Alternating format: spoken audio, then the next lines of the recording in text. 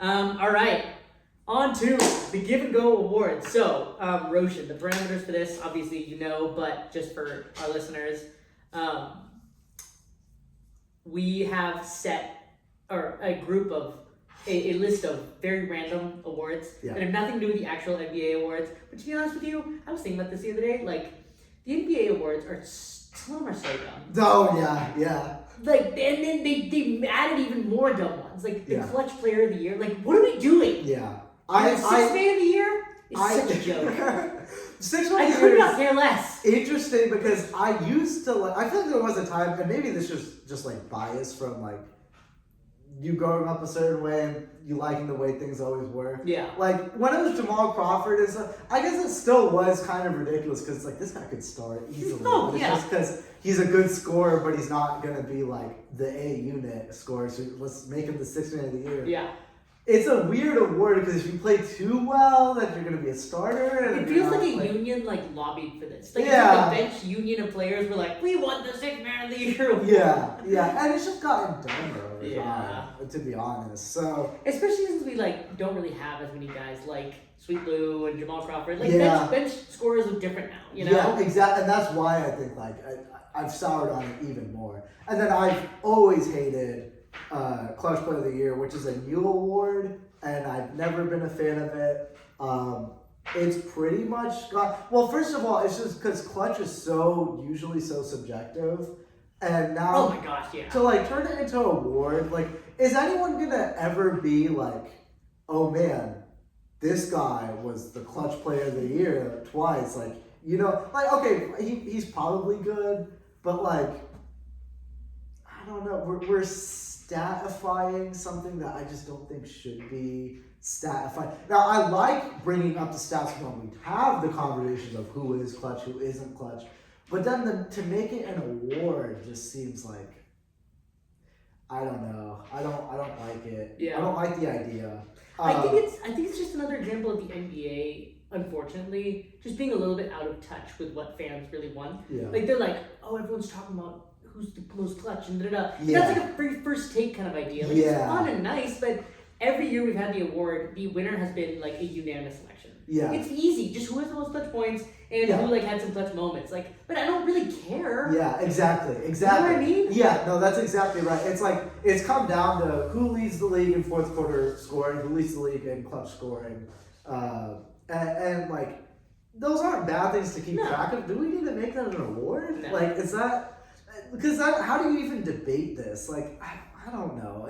Especially in the regular season, clutchness matters in the playoffs. That's where we have these conversations. Yes. That's where it really comes down to it. But if you're a regular season clutch, now as a ball player that does matter, but from a conversation discourse standpoint, no one cares. Yeah. No one cares. The regular season is all about aggregating the course of several games, and we have these standout games that we talk about, but in the NBA, the regular season has always been about that, and clutch, that's opposite of what being clutch means. Yeah. So just that, and then also most improved player of the year to dog on Another one. more. Yes.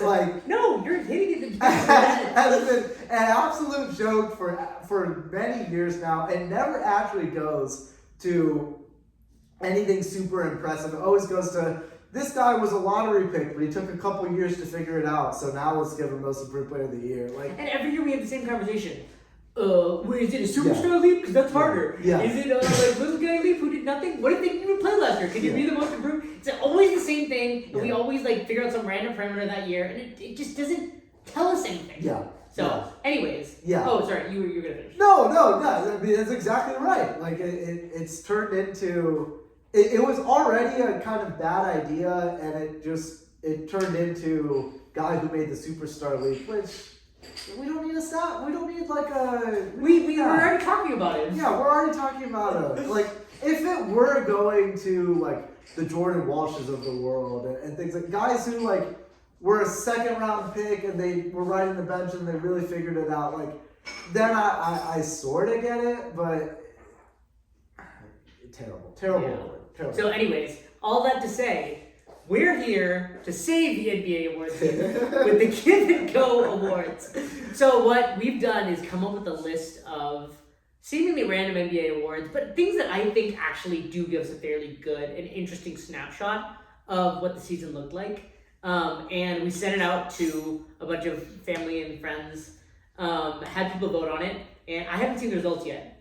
So I'm excited to do this live with you. Yeah. So maybe we can just go award by award. We'll talk about our nominees and set the picture a little bit. Yeah. And then see who won and go from there.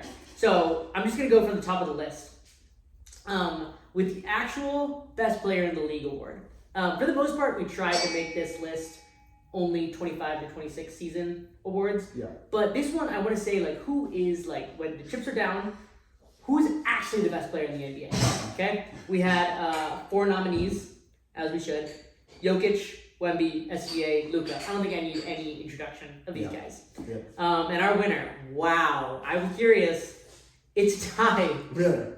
We have 30.8% for SGA and 30.8% for Wemby. Okay. And Jokic comes in at 23%. Luka comes in at 15%. Interesting. I'm not even mad about this. I think that our responders got it right in some ways. Yeah, it is. I agree with that, and it does feel like pretty much a deadlock. I gave it to SGA, and we kind of talked about that last podcast, I think. Yeah. Kind of went into the reasons for that. But with Wemby, like, this could be the greatest player. Like this. Sometimes you just like you think about like how much better could it actually get, and it's really just like, can he play more minutes? Because on from an impact standpoint, like, who would I rather have, like, on an actual, like, minute standpoint?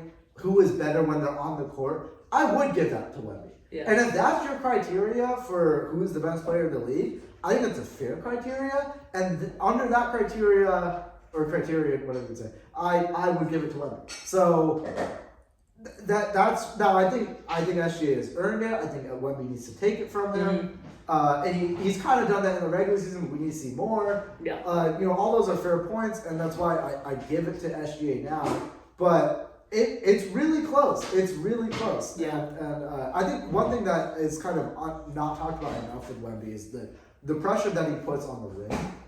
From the lob threat standpoint, like, he elevates his teammates' 3-point percentage so much from an on-off standpoint because you have that lob threat when he's rolling, and you have to always bring that weak side help, to try to deter, not let him be under the basket. You try to keep him out of the circle because there's no way to stop it if he's in that area. Yeah. And that elevates teams' 3-point percentage so much. Mm-hmm. So there's like these hidden stats that when you watch the games, you realize, oh, this guy is on another level. Yeah. But yeah. What about the nope stat? Oh yeah. People going into the the bait and be like, nope, and just eating around. Yeah. I mean, the impact, like, from a almost psychological standpoint is something else. So all that said, yeah, I gave it to SGA, but it's a fun conversation. Yeah. I personally gave it to Wemby. But I'll be honest, I'm kind of thrilled that we got a cop out. Yeah. Where it just goes to both them. It's we don't have to actually it's like they're both great, Yeah. Which is not how NBA awards work, but Yeah. it's okay. This is our award. Sure, yeah. And meanwhile, Jokic is arguably having his best season ever. If you take out the injury, like the post-injury stuff, this is the best Jokic year ever. Like, if you take that out, I think he'd be MVP if he didn't have that. If he didn't get hurt and he didn't have that stretch where he looked terrible. Yeah.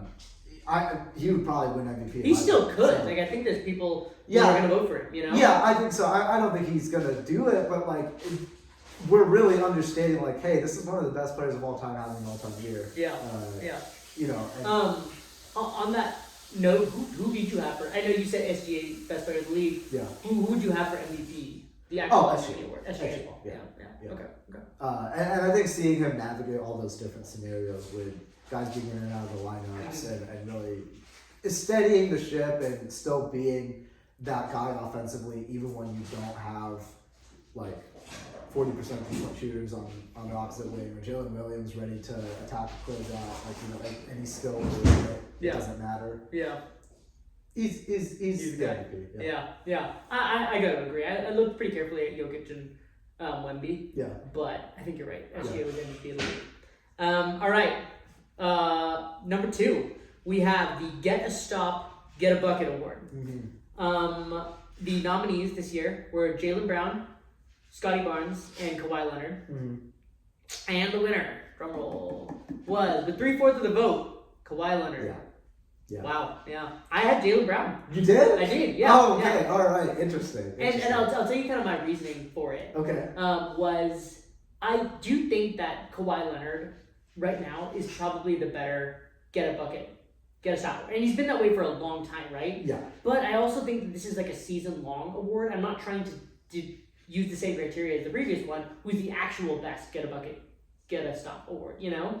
So I think that the body of work that Jaylen Brown put in this year, I was just so impressed with. And I wanted to honor that for the 25-26 season. But I have no problem with Kawhi being the actual best guy. Yeah.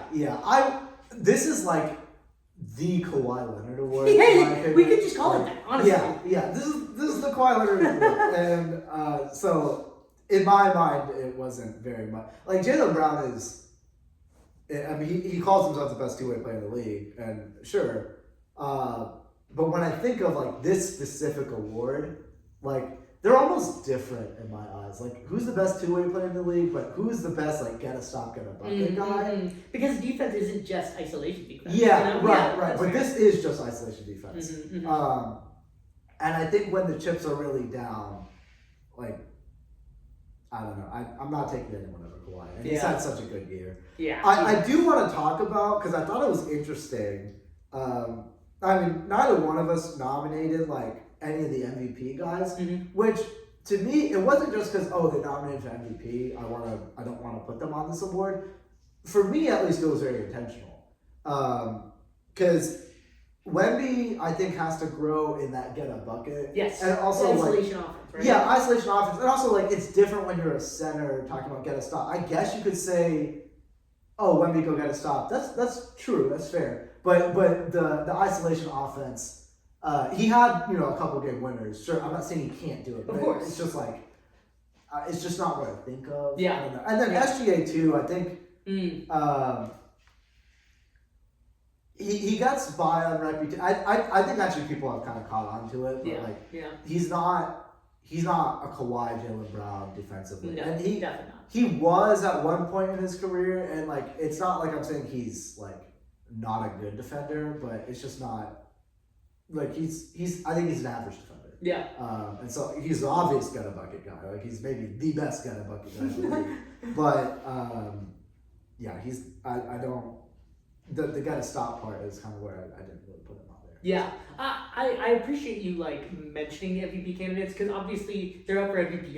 They're the best players in the league, right? Yeah. But I think what we were trying to do with this award is who's the best at both, and they're not like super different, right? Yeah. And even with Wembanyama, obviously, like, if I really had like a one-on-one competition, would Wemby have the best defense? Yeah, probably. Yeah. But he's not asked to function in that role. Like, his role as like a rim protector is to protect his whole team, on defense. Yeah. So yes, I think he'd be an incredible isolation defender, but that's not really what I'm thinking about when I think about Wemby as a defender. Yeah, and also like for one thing really important to mention is that like I watched a whole playoffs with SGA, and I know how the Thunder operate in clutch time. It's for sure, hey, we need a bucket. SGA, go get a bucket. For sure, he's gonna walk you down. He's gonna do his thing. He's gonna hit a pull. Have all the answers. Yeah, he's gonna have all the answers. But then it gets to defense, and then it's Lou Dort and Kasem Wallace on you. Those are the get stop guys. And SGA's hiding in the corner. He might get a steal if he has enough energy to make a break on ball, something like that. Yeah. Like, he's not the get a stop guy. The Thunder have get a stop guys, and it's Caruso, Lou Dort, Kasem Wallace, even J-Dub. Yeah. J-Dub actually could have been on there, but he's been hurt all year. That's true. But anyways, it wasn't. Speaking more. Which the guy who didn't get a vote actually is a perfect example of this. Like, when you're nominated for the Get a Stop, Get a Bucket award by the very prestigious Give and Go podcast, a guy like Scotty Barnes is a perfect example, because it's like, who's your best defender one-on-one? Who do you want to get a stop? It's Scotty Barnes. Yeah. It's crunch time. Like, who do you want to have the ball in their hands besides maybe Brandon Ingram? It's Scotty Barnes. You know what I mean? And that's what I'm looking for with this award. You know. So I honestly think if more people watch the Raptors, and maybe even myself included, like Scotty Barnes, I think would be higher on just body of work. I think he deserves to be in that conversation. But we touched on this earlier with the playoff preview. But I I understand. Like he's going against tough competition. yeah. So. Oh yeah. And you nailed it. Like this is the Kawhi Award. Yeah. So and deservedly so, he wins our first one.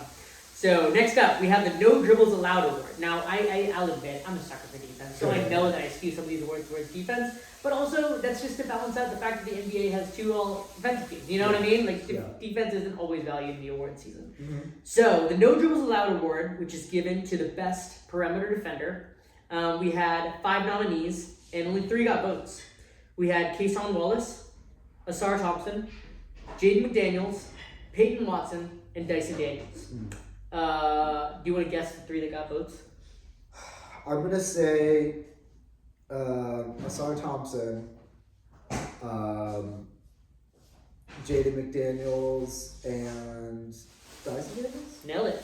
That was it. Those were our 3 vote getters. Nice. Coming in third with 18% was Dyson Daniels, and the winner with 50%. Second place happened 27. The winner was Asar Thompson.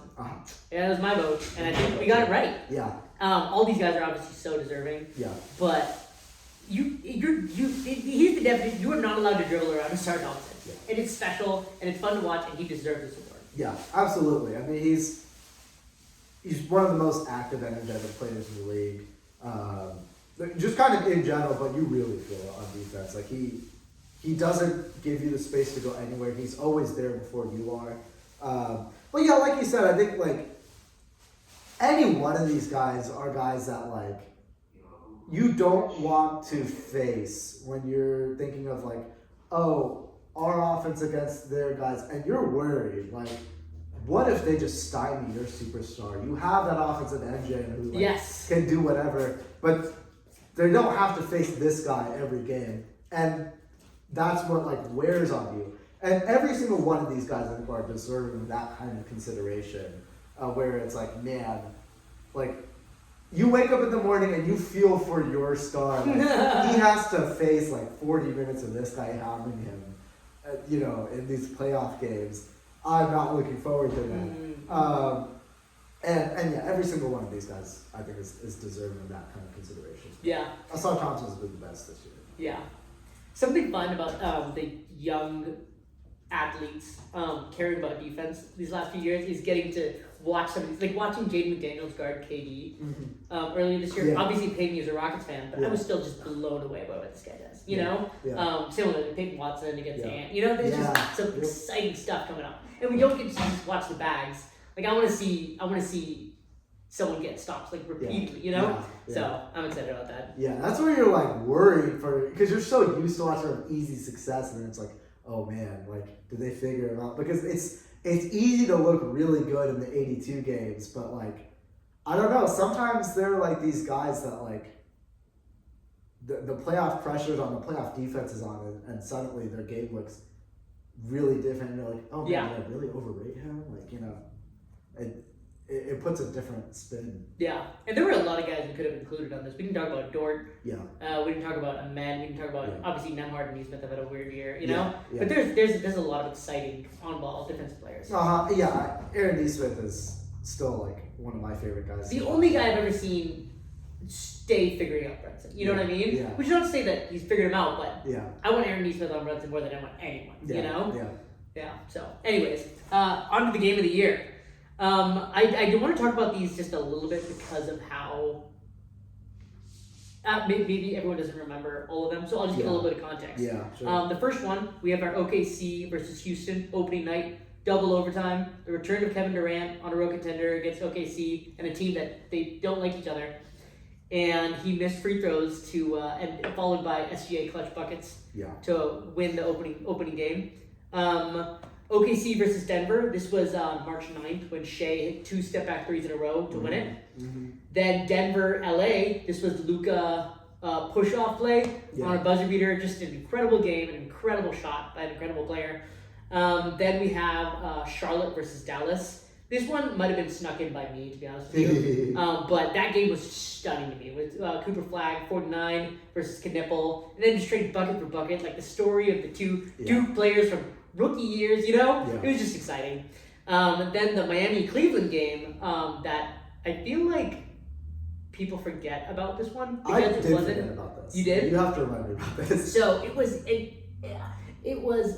on a night where there were like I think multiple buzzer beaters, but Donovan Mitchell hit like a go-ahead three with like 1 second left on the clock to like seemingly win the game. They inbound passed it into Andrew Wiggins, who dunked the ball, and it was coming off of his fingers as the clock expired to win the game within 1 second. Oh. And it was just like a shot after shot after shot, and it was an incredible game. That was my vote for game of the year, honestly. And finally, and our winner, I think as most people probably should have expected, was Bam's 83-point start.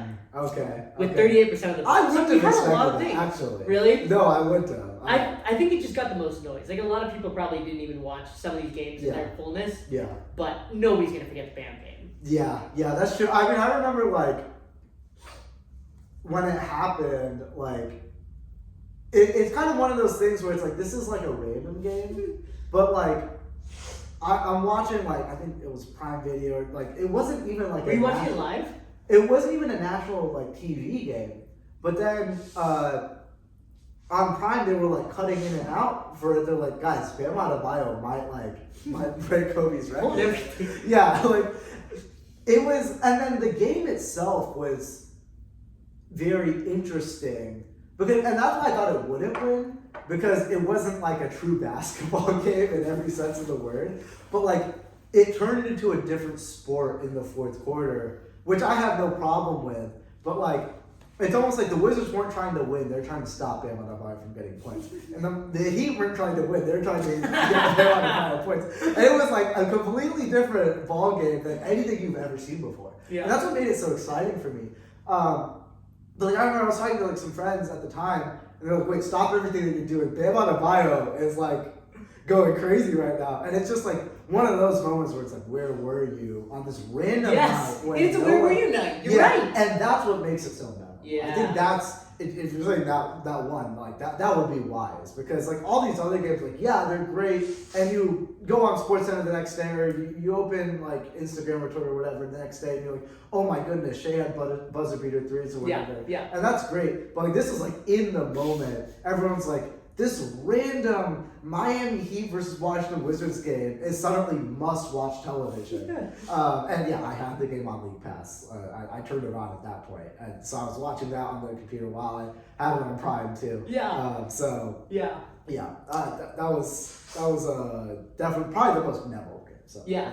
I like that you like contextualized it because sometimes like I know you and I and a lot of people who talk about the NBA, we like focusing on the advanced stats, who's the real winner, you know? Yeah. But you know what, like, everybody, like, just, the eyeballs get huge at is who scored the most points. Yeah. Who scored the most points in a single game, you know? Yeah. Like, I don't even remember who won the title the year that Kobe scored, 80, I don't even remember. 81, yeah. 81. But I do remember that Kobe scored 81 that year, you know what I mean? Yeah. And, like, this year, like, I think when we look back on it 20 years from now, we will say, probably whoever won the title, and Bam scored 81. That matters so much. You know what I mean? Yeah. So yeah, I think that's a great point. Yeah, it was. It's also like Bam Adebayo did that. Like I still can't get the whole Wilt Bam Kobe. Like I can't believe that. Like it's hard to fathom. I know. Wilt Bam Kobe. And that's what made it. It's not just that a guy broke Kobe's record. It's that Bam Adebayo broke Kobe's record. Like if this was like.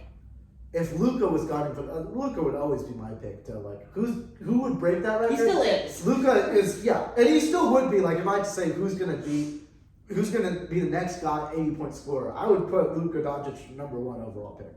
But Bam Adebayo did that, who has historically been like more of a defensive player. More of a defensive player, and it's been like questions about his offense, like can he be good enough offensively? And then he scores 83 points in a game. One of the craziest outlier performances that we've ever seen. Truly. So, yeah. Yeah, no, that's good. And as if that like context setting wasn't enough to let you know kind of how our next award goes. Mm. We have the moment of the year. Okay. Where we really, I think this was kind of our fault. We probably shouldn't have nominated the game. Yeah, well, that was me. I did that. But I also just, think yeah. it works because of the way we're talking about it. Like, this mattered a lot. It's the most important thing that happened this entire year so far. Yeah. And for it to win 2 awards is like fine with me. We can talk about second place too, though. Yeah. So obviously, I spoiled it, but Bam with. I'll just say. Yeah, go for it. My pick was OKC Houston opening night. Oh, really? That game was crazy. That was my pick, and it's also because like the Rockets were one of the weirdest teams from a roster construction standpoint, and then seeing it all like put together and challenging the reigning champions like on opening night, like everyone was just buzzing with like, oh my gosh, like, These 2 teams are gonna. Yeah, and obviously it's. Not exactly gone that way, but like I still remember the excitement from that. Like that was one of the crazier opening night games I can remember. Yeah. So. No, that's good for sure. Yeah. So that was my pick for that. Now we can go to moment of the year.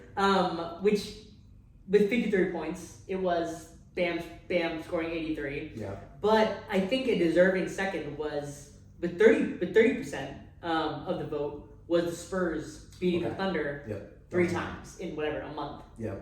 Which still I'm like I get that the Spurs are like real contenders now, and I get that we're here now. But while it was happening, I thought I was like malfunctioning almost. Yeah. I is this happening now? Yeah. Like he's too young. Yeah. And team like the plus minus, even the eye test. Yeah. It was like they were big boying them. Yeah. And big boying the Thunder. Yeah. Which was pretty special. And we hadn't seen like this Thunder team lose like 3 straight games in a very long time. Yeah. To the same opponent. Yeah. In a very, very long time. And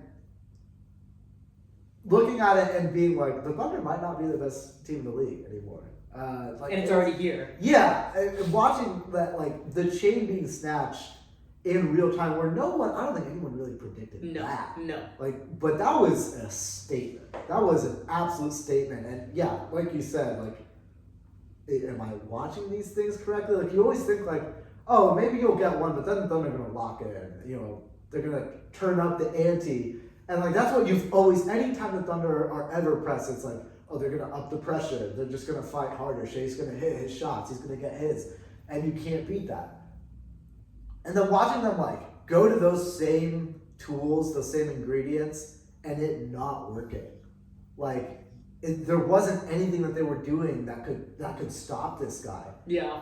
It felt like a Matrix glitch. Almost. It was trippy. It was trippy to like you're so used to watching the Thunder like be able to respond in these scenarios, and they didn't. And that's what, man, these playoffs are going to be something. They're going to be something. Yeah. Whatever happens in the conference finals, it's gonna be a good for series. sure. We are lucky to get to watch this. I should mention our other nominees for moment of the year. We had the KD fouls with 0% of the vote, which I'm kind of surprised about, to be honest with you. Yeah, it was such a seismic moment. It was. I think one thing is that it was so localized to Twitter. I don't feel like it got as much like burn on the other because you couldn't really talk about it. Like, well, there was some stuff like. I don't know. The stuff Kevin Durant said about this, you can't really talk about that. That's true. That is true. From the handle onwards. Yeah. You can't even say the handle. Like, you can't even say who said it. Yeah.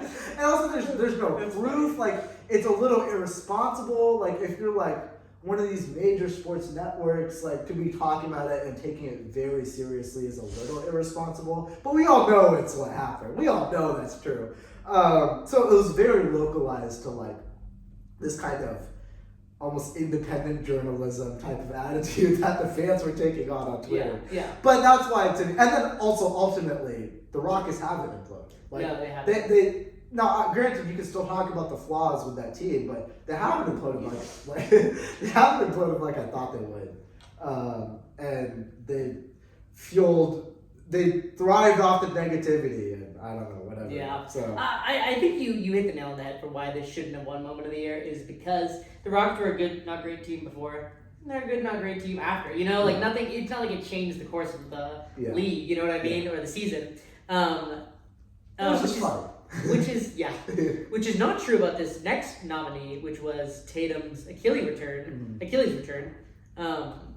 which got almost 8% of our vote. Okay. And then Kawhi's 31 points in 12 minutes All-Star game also got 8% of our interesting. vote. Yeah. Which I thought was fun. I mean, it was obviously an incredible moment when it happened. Yeah. But I think this is correct. Like the Spurs beating the Thunder is gonna matter long term for the league, Yeah. and that was a moment, you know. So I'm fine with how this shook out. Did you get any votes on Shea breaking Wilt's? Nothing. Right. Yeah. I didn't think so either. Yeah. It seemed cool when we heard about it, but it's also a record that I didn't even know was like really a thing. Yeah. So when it happened, it's like, oh wow, that's big. It's like, anyways, the world is still spinning. Yeah. Shane's really good at basketball. Okay.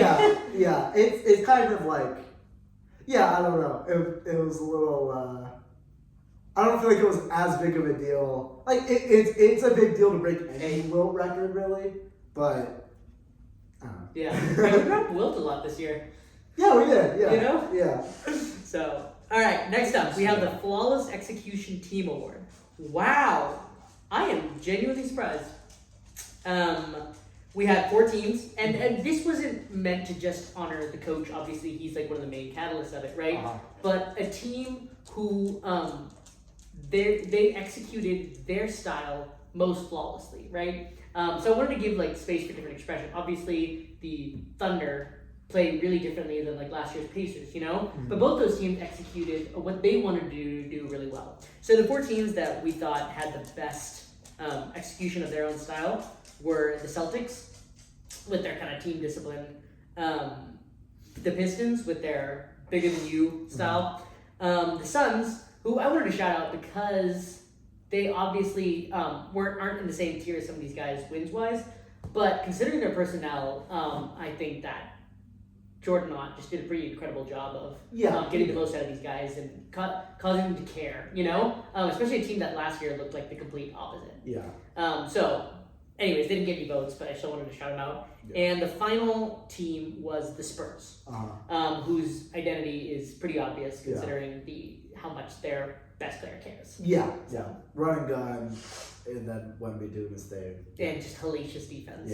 Yeah. Guys who care. Yep. And the winner, I'll be honest, I thought it would be the Celtics, but they're in second with 38%, and the winner is the Spurs with 46%. Oh, interesting. Of the vote, and the Pistons came in with 15%. So it was pretty close between the Celtics and the Spurs, but yeah, that's interesting. I mean, I feel like I picked the Pistons just because I feel like they have the cleanest identity, and I thought of this as like, I thought of it as like an identity award. Yeah. But I guess. From a flawless execution standpoint, I mean, I guess I don't know. I probably wouldn't say the Celtics though for that. Like, I picked the Celtics personally. Yeah. I feel like the Celtics are probably the most well coached team in the league. I'll admit this strays into best coach of the year. Yeah, it does. But. Yeah, I mean, I am kind of like the Spurs. I see them getting votes, but for them to be number one is pretty fascinating. But they do have a clear identity, you know, with Wemby kind of allowing them to play those 3-guard lineups and also like Wemby being utilized the best that he's ever been and being put in spots to succeed, you know, pairing that with elite guard play. So I guess you could say that. But yeah, that is surprising. Yeah. One of my favorite things watching with you is you convincing yourself of something as it's happening in real time. Like, obviously you didn't say it fully, but like you're like, talking about, that's a good point, whatever. You're like, oh wow, maybe I would have voted for them. Yeah. I always try to like, okay, how do I make sense of this? How do I like see the other side? Yeah. But which is a good trait. But this is one where I can't get there. I can't get all the way there. I probably still would have. I picked the Pistons. I would really see the Celtics winning it. I think the Spurs would be the third. Yeah. I think what it does speak to for the Spurs is compared to most teams in the league, they know who they are. And a lot of times, like, teams get that identity, like the Heat, they get it from their coach. A lot of teams, like the Thunder, I think, get it from their best player. and with Wembanyama, like, and you talked about this earlier this year when we talked about the dog scale. You remember that? Wemby he cares so much. Like watching him cry when they beat the Clippers and cry when they lost the Olympics. Care about the All-Star game. And this team like follows his identity. They want it so badly. And I think that's what this award is kind of like highlighting, is this team, like, they just want it, and that's awesome. It's so good for the league. That's fair. All right, next up we have let's see, how many more awards? 2 more awards. This one, wow, oh my goodness. Okay, the best shooter not named Steph award. There's some awards that if we just, it's similar to the get a bucket, get a stop. I didn't want to put Steph in the running, even though he will win this award every year, So shout out to Stephen Curry, the best shooter in the NBA ever. Okay, so let's get that out of the way. We had a lot of nominees. I'll just run through them really quickly. These guys don't need a lot of introduction. Jamal Murray, Brandon Miller, Tim Hardaway Jr., KD, Colin Knippel, Jokic, and Vassell. And there were only 4 players who garnered votes. I won't make you guess. There was a lot of names. Okay. Coming in at the least was Jamal Murray at 7%. Least. Okay, all right. We had Jokic with 15. Okay. We also had KD with 15. And with an overwhelming 61.5% of the vote was Colin Knippel. Okay. All right. You were like, where is this going? Yeah, because I didn't If really... it's Devin Vassell. I will say, he has a really, really pretty jump. Like, he swishes it, and he's also, like, he gets such elevation on the shot. When you talk about, like, I think this award probably is, like, there's 2 different ways of looking at this award. One is the best shooter. Yeah, like statistically. Yeah, statistically the best shooter. That's not the way I interpreted it. Yeah, as you shouldn't have. You're right. Yeah, I interpreted it as, like, when he shoots it, you just believe it's going in. Yeah, it's a feeling award. It's a feeling award. Yeah, and that's what makes it, because otherwise you can just be like, oh, who hit the most threes? That's boring. That's kind of boring. Yeah. And now, if you want to talk about the aura part, like, Knippel's mechanics are pristine, flawless. Yes. Like, he has a very distinct style of shooting. People compare it to Klay Thompson a lot. It's like, so I want to give space for that, and, like, I'm not saying Knippel shouldn't have deserved to win it, because you could definitely say that. But, like, putting a guy like Jokic on there, it's not because of anything other than the fact that he shoots it like that, and he shoots those, like, crazy, like, 1-foot somber shuffle things that swish every time, and, like, it feels like every time. Yeah. That's and the efficiency is off the charts. Yeah, the efficiency's off the charts. Yeah, I mean, the outside shooting is but yeah, that's kind of what I took it to be. And you talk about other guys in the same way, Jamal Murray, Kevin Durant, even Devin Vassell. Watching those guys, like, shoot it, and you just believe it's going in every time. I picked Jamal Murray for this one. Yeah. Okay. Because he's having a career year shooting, and it's not just like it's everything. His pull up is pure. He's having the best catch and shoot year that he's ever had. He's a movement shooter. He's an off the dribble shooter. He's a catch and shoot shooter. He's a mid range shooter. He's a fadeaway shooter. Like every single shot, and his like contested shot ability is also another thing that just he's just a pure bucket. Yeah, and so that's why I picked him. I love it. It's been really special getting to see everything we ever wanted out of Jamal Murray finally come together during the regular season. And he absolutely deserves to be on this list. I think what I like about Colin winning this award, now I'll be honest, I didn't vote for him. I don't even remember. I think I voted for Jokic. But I think what I like about him winning it is, one, obviously he made the most threes of anyone, including rookies. But it almost feels like a spiritual descendant of Curry in some ways.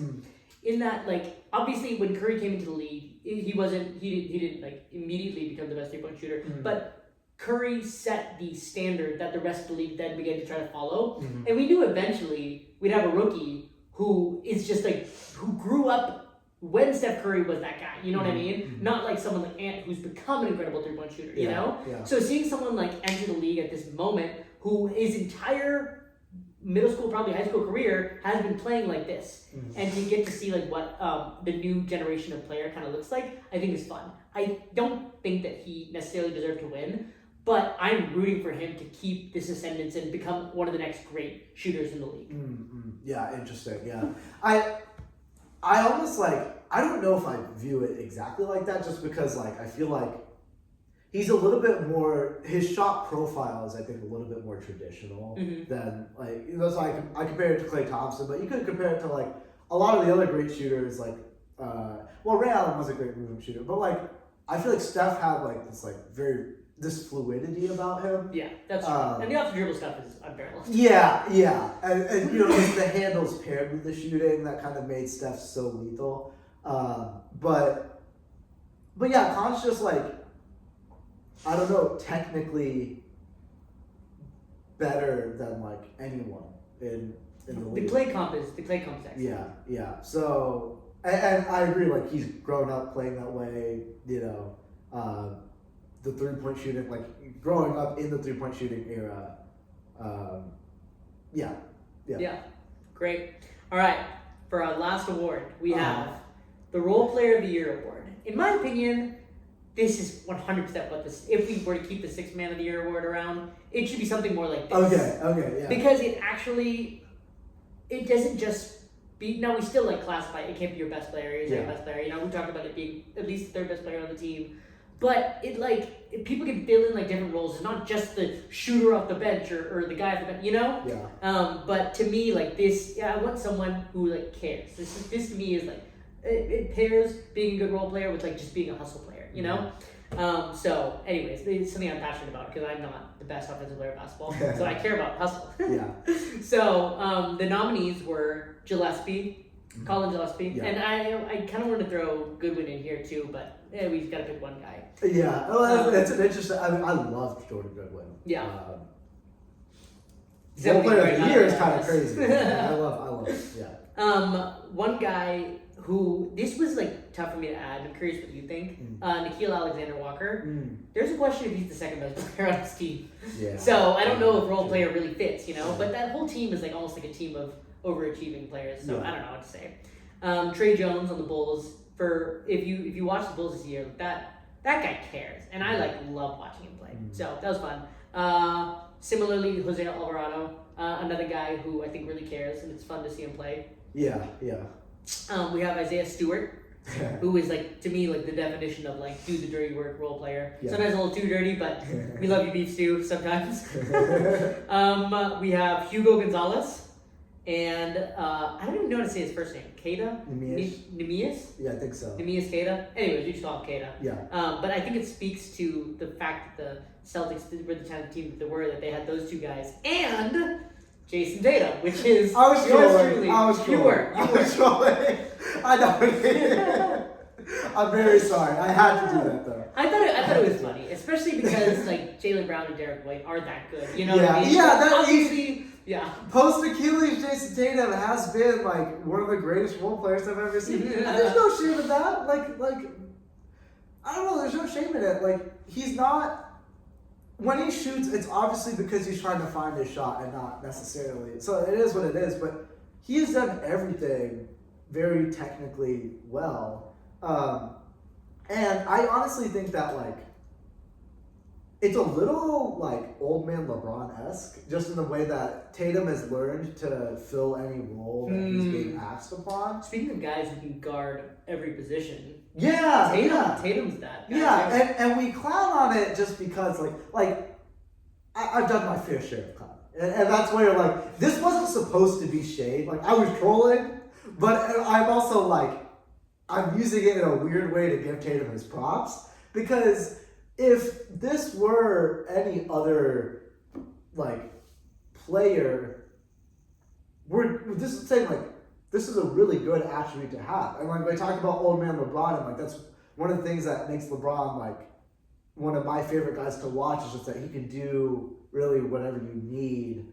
Now obviously during the regular season, like maybe he might be coasting or whatever, but like when it comes down to it, he's played every single position. in every single offensive role and every single defensive role. Yeah. And he'll just do whatever you need. He knows how to win. He knows how to win and do whatever it takes to win. And Tatum, I think, is like low key the most versatile player in the NBA, in that he can guard 1 to 5, and he has shown a tremendous ability to be a point forward. He can obviously be a scorer, but He's also got underrated passing and rebounding. that's what he's really grown in. And since he's come back, he's been one of the best defensive players in the league. And so these are all like, you watch Tatum and you don't, like, watching him, he doesn't look like a star. Mm-hmm. But he's having that kind of impact. Yeah. Where you would actually, like, in terms of role profile, like, and just name star power, you think of Derek White as more the role player. And to be fair, he is. Like, Tatum is the star. Yeah, he is. But, like, I don't know. I just think it's so interesting seeing how well he fits on, like, a super team type of, like, being able to be the hustle guy off of an Achilles injury. Is really impressive. And so, I was trolling. He probably didn't win it, I'm guessing. But They're like looking at me. I don't know the results. But yeah, I thought it was an interesting storyline too. The last couple months. Yeah, I mean, I know you were trolling, but it was a good idea to sneak him in here because it's something that mattered to talk about, right? Yeah. Is the way that he's played, the role he's filled on this team, you know, and certainly like raises the ceiling of this team. To like a true contender, you know, as we both think. So this one was a great one to end on. We got the most amount of votes, which I think says we had some great nominees and some great options this year. 1, 2, 3, 4, 5, 6 different people were nominated for this award. At 9, sharing the vote at 9% was Isaiah Stewart, Hugo Gonzalez, and Keita.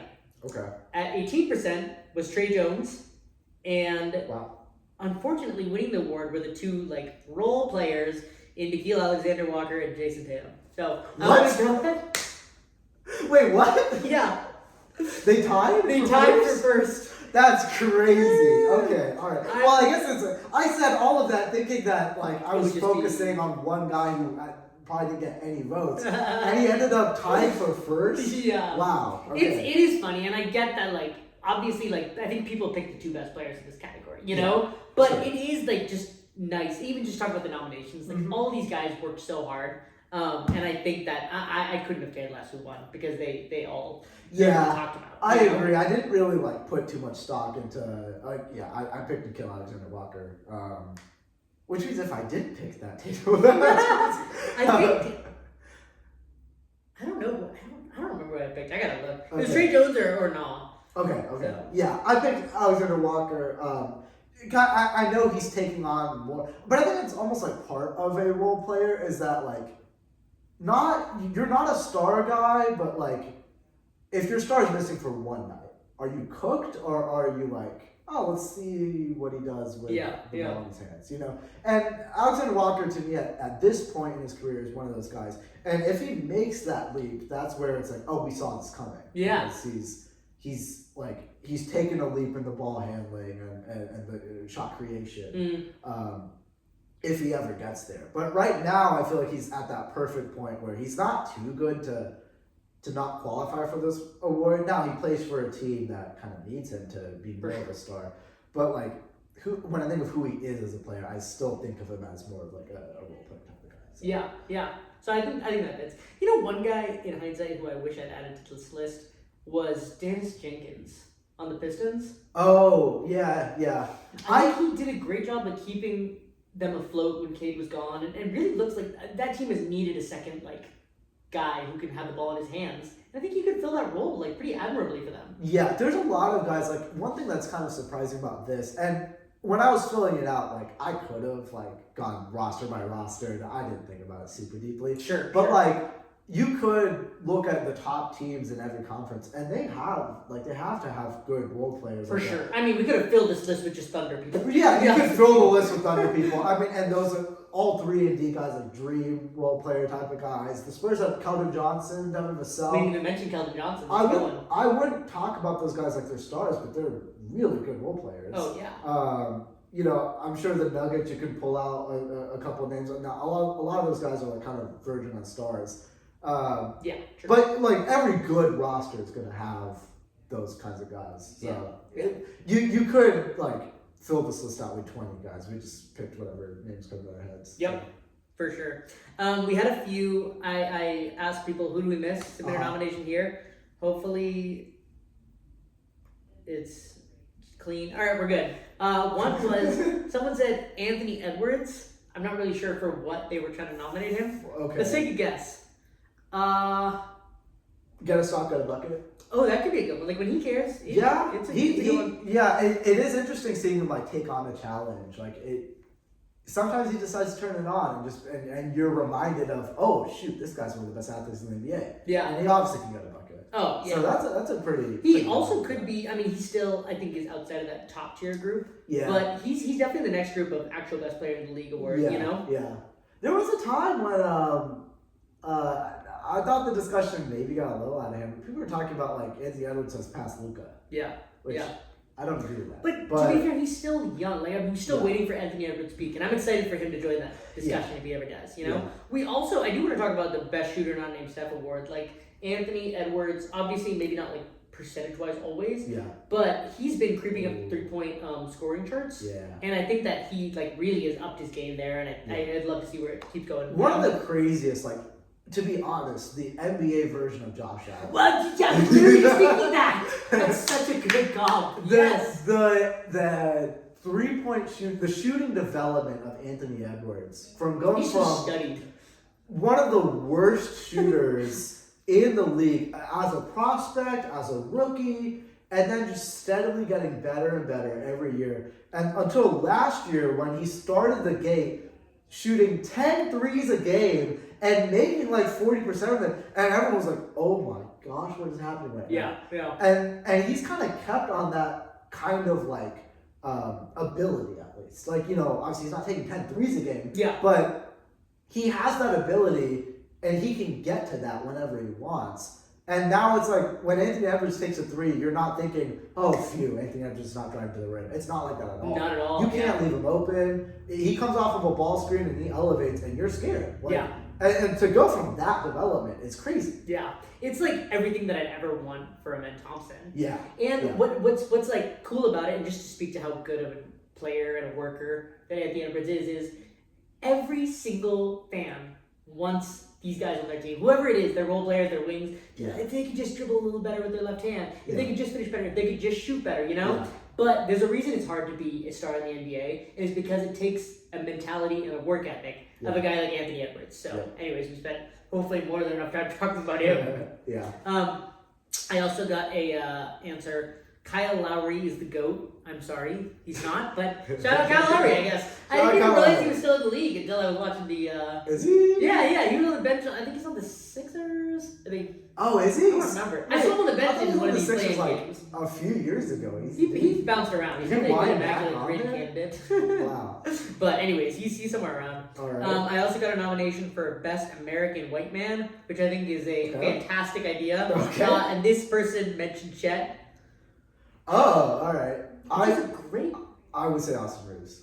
Oh, Austin Reeves. Yeah. Let's think. Okay, Austin From Reeves. Arkansas, I mean, Chet.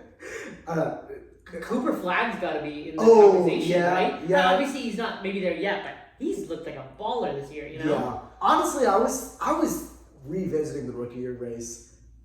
To be honest, after seeing Hornets Heat. It didn't help.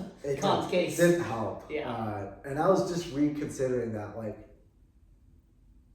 It's close. Cooper Flagg's a better player, right? Yes. Can we all say that? Like, I know what Con has done is impressive, and maybe his body of work is better.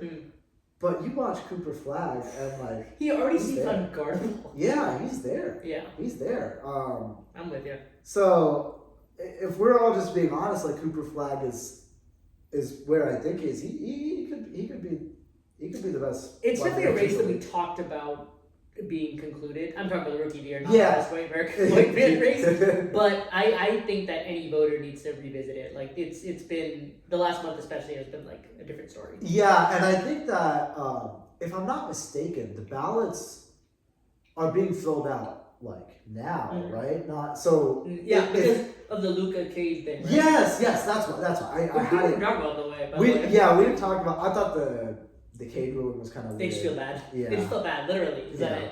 But anyways, getting back to that, yeah. So that's why the balance. If you're allowed to factor in the Heat Hornets game, I like that. Genuinely would flip my vote. Like, Yeah. I mean, we I don't both think you're said allowed to, but if you're allowed to. I mean, you don't fill out the ballot until you fill that's out on the the ballot, NBA. They should right? have let you fill out the ballot earlier. Yeah. If they didn't want it to matter. Yeah. Why? Yeah, I guess so. I mean, I guess it makes sense why they withheld it, but. What are you supposed to do? Not factor that in? Yeah, I'm with you. But that genuinely would flip my vote. Where we both were like, no, Khan's the rookie of the year. Like, it is what it is. Foregone. It's foregone conclusion. And then since then, Cooper Flag has just continued his ascendancy. And it was tough to watch Khan go 0 for 6 from 3. Yeah. So. Here's to hoping he looks more confident in the first round if Yeah. he gets there. You know, Yeah. for this next game tonight. Oh, right, yeah. Also, shout out Nee Abrahams who nominated the best American white. Oh, yeah. So Yeah. yeah, and our final nomination was the best GM firing of the year. Oh, okay. Is that a Bulls fan? Like It's who's gotta nominating be. this? Gotta be. How a many Bulls GMs fan. were fired this year? Um, Definitely the Bulls. Maybe this Pelicans fan who's hoping that they'll fire oh, their GM. Babs. Nico. Oh, of course. Yeah. There was a very obvious candidate. Yeah. The most obvious candidate. Yeah. Yeah. So I guess yeah. that's gotta be. We had 3 interesting. nominations. Okay. One of them wasn't fired yet. Obviously, the Pelicans GM is somehow still there. Yeah. But there's one right answer to this question. Did you see that recently AD was on the Draymond podcast? Yeah. Did you see the part yes. where he was like, Nico called me, he's like, I told you I Yes. was going to come get you. And he was like, It was like- hilarious. You gotta go see that. Because he was like, man, we talked so much about Luka and I was excited to play with him. And it's Yeah. like, wait, they treated And yeah, he didn't even say it. And I appreciate him like being like you gotta trust yourself to be the best player you can. Yeah. But he's like, you traded Luka for me? Yeah. That cracked me up. Yeah. It was, and I think that like we hadn't heard AD's perspective, and it's No. kind of the maybe like weirdest party in all of this. Yeah. Like, how do you Like a feel victim. for AD? Yeah. Just a victim. Yeah, just a victim. And then like the funny like mental image of like Nico Harrison being like, we got our guy, and Anthony Davis just being like, what? Like you're like, I remember you were like an agent, you were popular Kobe, and you're the Mavs GM. Okay, sure, but like Nico is acting like they were like colluding the whole time to like, and AD's just like, who even are you? Like, I don't know. It's just like my mental picture is like almost like a fan who's just like in love with you, and you're like, I don't even know who you are. Like, it's just funny to think about. It really is. It really is. That yeah, man, we're gonna be thinking about that one for a long time. Yeah. So, anyways, I know we talked about ending. I take it that Nico won that. we didn't even announce it, but Yeah. we get to vote Yeah, and on behalf of our voters. I know that our voters, there's a lot of Dallas that have to have been. That. Like, yeah, but I'm pretty sure it was Raj. Yeah, 1000%. Hopefully that didn't impact anything. We got low power mode, boys. So, anyways. Hopefully. I think it kept going. Yeah, I saw it. I saw the time going. Before we wrap up, we wanted to do some like finals predictions. Okay. I'm hoping. I got a busy schedule. I know you probably have stuff too, but I really want to up our podcast frequency because I want to talk about kind of what you touched on a while ago is in series playoff adjustments and what we think is happening. You know, that's like one of my favorite. Pistons, parts to Hornets, talk who we're talking about. I have no clue what they're gonna do, but I'd love to. Well, we didn't know who was playing yet. You know Yeah, what I mean? right. But it would be really Boston fun Hornets to lose. get that. That'd be so That's good. so sad. But it'd be fun. So we'll see. Fingers crossed that we can Yeah. get the time in. Yeah. But hopefully we'll be dropping more podcasts soon. Mhm. But did want to jump on to finals predictions. Yeah. So I want to talk about this two ways to give us a chance to shout out some other teams than just like the super obvious. We have a gun to the head prediction. Uh-huh. This is like you gotta like go with your who you really think, you know. Yeah. And then let's talk about like maybe an intriguing finals matchup that is plausible, but I mean obviously you're not like necessarily picking. So I feel like I have my gun to the head prediction. Mm. So if you want to take a second to think, I can. I have my gun in the head prediction, like, because I thought about, like, oh, what am I going to pick? I'm not proud of it. It's not very, it's almost so not interesting that it ends up being interesting, but yeah. Okay, shoot. Okay, my gun in the head prediction was Thunder over Celtics. Okay, well, we same guns to both of our Wait, heads. really? Yeah. Oh, okay. But it's not that we could. Like, they're two really good teams coming out of the conference. You know? Yeah. They have all the profiles of the contender. I thought of it as, like, this is a circle. Like, the seeding really matters here. Because, Well said, yeah. Because I think that we've seen the Thunder and we've seen the Spurs beat the Thunder kryptonite. And then we've seen the Nuggets beat the Spurs. And, like, Jokic actually seems to, it's sustainable. We've seen Jokic consistently put up gaudy stat numbers against Wemby. Seemingly no one else can do anything like that. But Jokic can, and the Nuggets seem to really have a recipe there. And then we've seen the Thunder have their own against the Nuggets. So here's how I kind of see that shaking out, is that the Nuggets beat the Spurs, who would have beat the Thunder. But because the Nuggets are there, then the Thunder pull it out against the Nuggets. And I'm not confident in any of that, because I could easily see the Spurs going all the way. I could easily see the Nuggets going all the way. But I see that's just kind of my read of it right now. And we've seen, like, we've talked about the Thunder of, like, oh, it's someone else's time. We've seen the Thunder, like, maybe have the mantle of best team low-key get taken away from them. But it's almost like we're talking about them so little, but they're still such a big threat. And, like, I understand the impulse to, like, be interesting, but I'm still taking the Thunder. And then the Celtics are my pick of these. Yeah, we don't even need to talk about the Celtics that much, which is funny, but Yeah. this is where we are. No, I think you brought up a great point that sometimes when we talk about these teams in isolation, we don't realize, like, the bracket and how it shakes out really matters. Yeah. Like, that's why the Minnesota Timberwolves got to the Western Conference Finals last year. Yeah. They were a good team. They weren't that good, you know? Yeah. And this year's team, obviously, the Thunder are that good. Yeah. And to not have to go through both of the Spurs and the Nuggets is going to matter. And it's going to matter a lot. Mm-hmm. As far as the finals matchup goes, it's pretty cool that we get to see the winners of the last two finals, if this happens, go up against each other. Because I think in some ways, over the last couple of years, let's say 3 years, these have been like the cream of the crop, you know, these two teams. And I would say in some ways they're like still at the top and going to sustain at that level, because Tatum and Brown are still in their prime. Obviously the Thunder are still ascending in some ways. Yeah. And I think it would be a real treat to get to see organizations of this caliber, from the GM to the way that they've built, the, like, knowing the guys to pick, the coach who can put it all together, and then, like, role players like Jason Tatum in there, you know? Yeah. I just think that it would be a real treat as an NBA fan to get to see this series. That's true. And I honestly, like, I could see myself taking this out. I would need to get there. But we saw it. Jaylen Brown played SGA bucket for bucket. Yeah, he did. Game. Yeah, they both he did. won a game. And the, like, when I think about the Celtics, like, boy, they're scary in a playoff setting, because it's Joe Mazzulla and he has every single lever at his disposal to kind of do whatever he wants to do. And it's just like, all right, like, what's your plan against the Thunder? Like, this is the team that you're facing. You know how they like to play. Now what's your plan? And seeing that chess match play out would be a real treat in a full, like, 7-game series. Yeah. That would be a treat. Yeah. As far as dark horse picks go, and I can go first on this one. Okay. And I'm going to play it a little safe. I'll give you time to think. And Sure. You can take a minute. Sure. The series that I predicted at the beginning of the year was Nuggets versus Knicks. And I'll tell you why I still think it's possible. Obviously, I'm not picking it, but I don't think I'd be, like, that shocked if it came to be, because I've talked a lot about how the Nuggets kind of don't necessarily have it this year for a few different reasons, like injuries, chemistry, and things like that.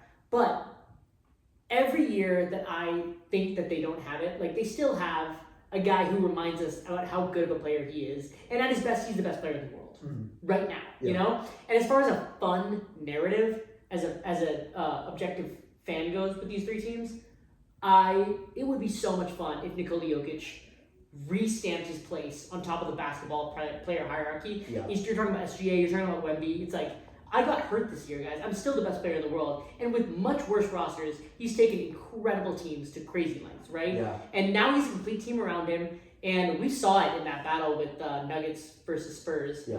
Anyone who doesn't take the Nuggets seriously, they do so at their own peril. Yeah. So I can see them getting out of the West.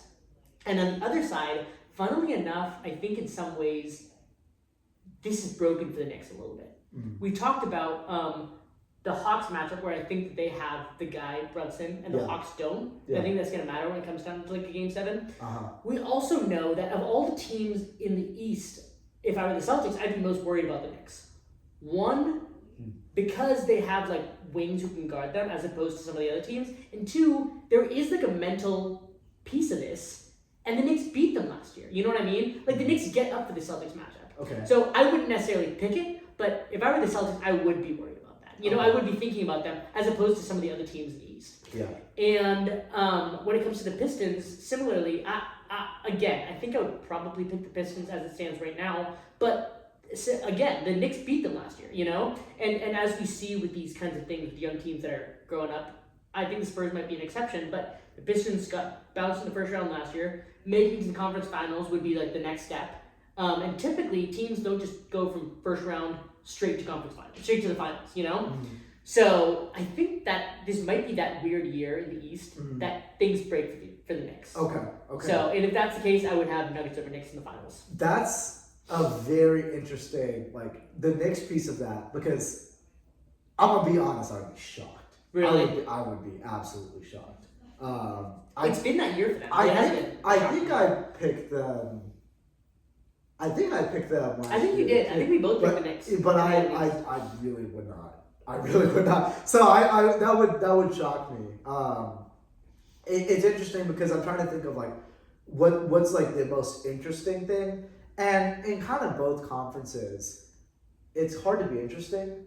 Yeah. For the it's- West, like there is such an obvious 3. Yeah. Could you talk yourself into the Nuggets or sorry, the Lakers? Could you talk yourself into the Rockets? Like, I've been down on the Lakers for I don't know. It's just weird to think about. And then the Rockets, I just don't think that they have it. Yeah. So if I wanted to really like be off the wall, I could try the Lakers, but I don't know. I don't feel good about that. You're not even predicting things that are like basketball related. You're predicting like hamstring comebacks. You know what Yeah, I mean? yeah. So yeah. I get what you're saying.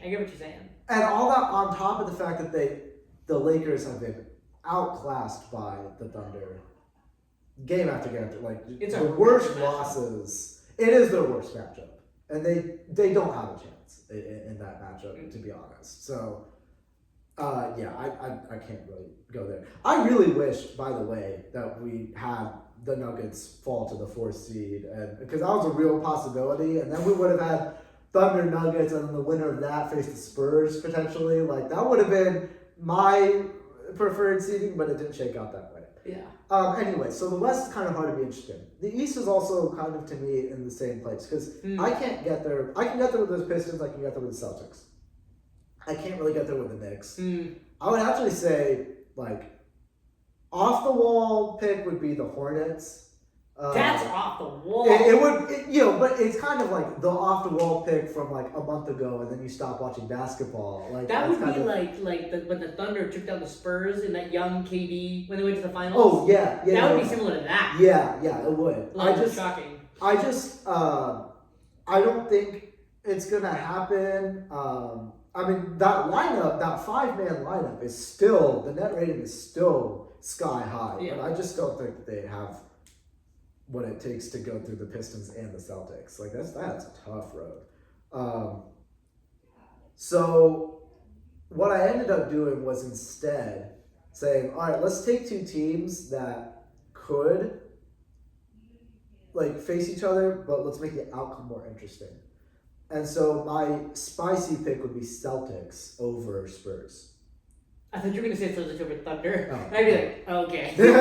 I mean, I don't know what the ceiling on the Celtics team is. Yeah. I actually And none of like, us do, which makes if you think that's more like I can't really get there, but like Nah, I can't really get there. Watching Jason Tatum try to guard Wembanyama would be cinema. Yeah. That'd be so much fun. Yeah, what does Missoula have in mind? Like, again, he's like a brilliant mind with all the levers at his disposal. Like, all right, and here's the most unsolvable player in the league. Yeah. What's your solution? What do you have? What do you do over the course of a 7-game series?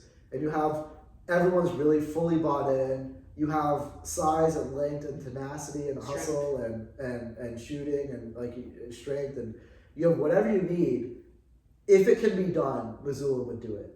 So that's kind of like the idea is Wemby is like this unstoppable force that just disposes of whoever's in his path, and then and then he meets the Celtics in the It's finals. like well-oiled machine. Yeah, and then the Celtics, with a mad scientist behind yeah. That's kind of my spicy pick. If the spicy pick that I think is within the realm of possibility. Yeah. I don't know. I'm talking crazy, but As we're talking about it though, and this is one thing I will give like Adam Silver some credit to, and maybe it's not just him, but the talent level in the league right now is just so exciting. And like all 4 of these teams that we've been discussing, right? The Thunder, the Spurs, the Nuggets, the Celtics, and maybe some other teams too, right? We can talk about the Pistons a bunch. Yeah. I would be thrilled to watch these teams go at it in the finals. And I think that every one of them like deserves to be there. They are like fantastic teams, and hopefully, assuming there's no injuries, whatever finals match we get is gonna be exciting and awesome. I agree. And we'll be here to cover it for you. Yep. So yeah. Anyways, that's the Give and Go Awards and our playoff preview. So